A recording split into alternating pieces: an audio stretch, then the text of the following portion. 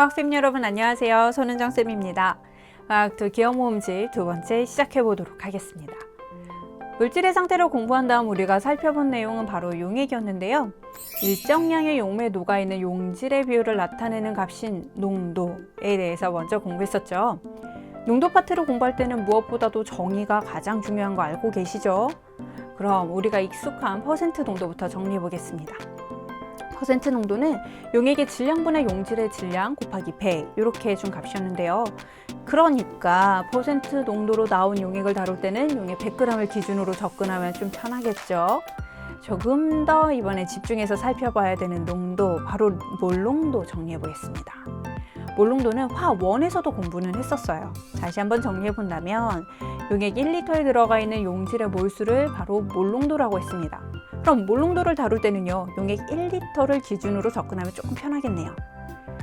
몰농도는 용액의 부피분의 용질의 몰수를 의미하니까 용질의 몰수를 구하려면 이제 몰농도에 용액의 부피를 곱하면 계산해 볼 수도 있겠네요. 화학2에서 새롭게 공부한 농도, 몰랄 농도도 알아봐야죠.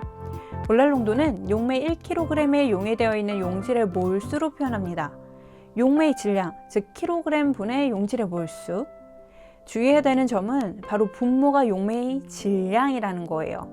그러니까 용액의 온도가 변해도 용액의 농도를 일정하게 표현할 때 사용하면 좋겠죠.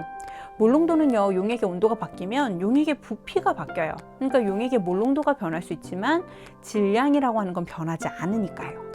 그래서 우리가 뒤에서 다시 공부하겠지만 용액의 끓는 점 오름, 어는 점 내림을 나타낼 때 몰랄 농도가 유용하게 사용될 거예요.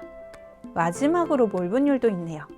몰분율은 혼합기체의 부분 함력, 공부하면서 이미 한번 정리했었죠.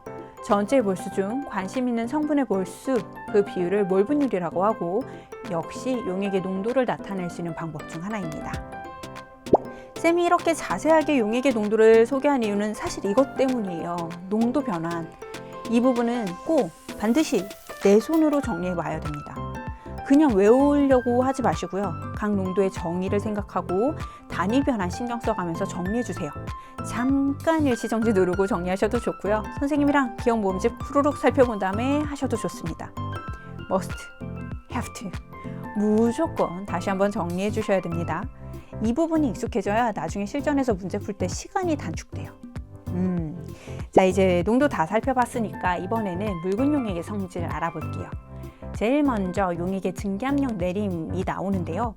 용액이 되면 비휘발성 용질 입자들이 용액 표면에서 용매 입자들의 증발을 방해했죠. 그래서 증기압력이 낮아지게 됐습니다. 용매와 용액의 증기압력 차이를 증기압력 내림이라고 이야기를 해요. 용액의 증기압력은 용매의 증기압력에 용매의 몰분율을 곱해서 나타낼 수 있었거든요. 자, 그럼 한 단계만 딱 더 나아가서 용액의 증기압력 내림은 용매의 증기압력에서 용액의 증기압력을 빼면 됩니다. 즉, 용매의 증기압력에 용질의 몰분율을 곱해서 표현할 수 있다는 거예요. 용질이 증발을 방해하는 정도에 따라서 증기압력 내림이 나타날 거거든요. 바로 이런 현상 때문에 나타나는 또 다른 용액의 특징이 용액의 끓는 점 오름입니다. 용액은 용매보다 끓는 증기압력이 더 낮으니까요. 외부 압력과 증기압력을 같게 만들어 주려면 온도를 조금 더 높여줬어야 돼요. 바로 이런 게 끓는 점 오름 현상이고요. 끓는 점 오름은 용액의 몰랄 농도에 몰랄 오름 상수로 곱해서 표현하시면 돼요. 이때 몰랄 오름 상수는 용매의 종류에만 영향을 받는다는 점 기억하셔야 됩니다. 용액의 어는 점 내림 역시 비슷한 형태로 표현해요. 용액의 몰랄 농도 곱하기 몰랄 내림 상수, 그리고 몰랄 내림 상수도 용매의 종류에만 영향을 받겠죠. 용질 입자들이 용매 입자들이 배열되는 거, 그러니까 어는 현상을 방해하기 때문에 나타나는 현상이 용액의 어는 점 내림이었습니다. 마지막은요, 삼투압입니다. 반투과성 막을 사이에 두고 농도가 서로 다른 용액들이 있으면 용매 분자가 반투막을 통해서 이동하면서 농도가 진했던 용액은 묽어지고요. 연했던 용액은 오히려 진해지는 현상. 이 현상을 삼투 현상이라고 했죠. 반투막을 사이에 두고 순수한 용매와 용액이 있다. 이때 삼투 현상을 막기 위해서 용액 쪽에 가해줘야 되는 압력은 우리가 삼투압이라고 할 수 있었습니다. 반투압 법칙을 이용해서 계산을 할 수 있어요. 몰농도, 기체 상수 R, 그리고 절대 온도를 서로 곱하면 표현해 볼 수 있어요. 이렇게 증감력 내림, 끓는 점 오름, 어는 점 내림, 그리고 삼투압까지 묽은 용액의 성질들은 용질의 종류에 상관없이 용질의 입자수에만 비례한다라고 하는 특징을 가지고 있었고요. 이런 거를 묽은 용액의 총괄성이라고 이야기를 했죠.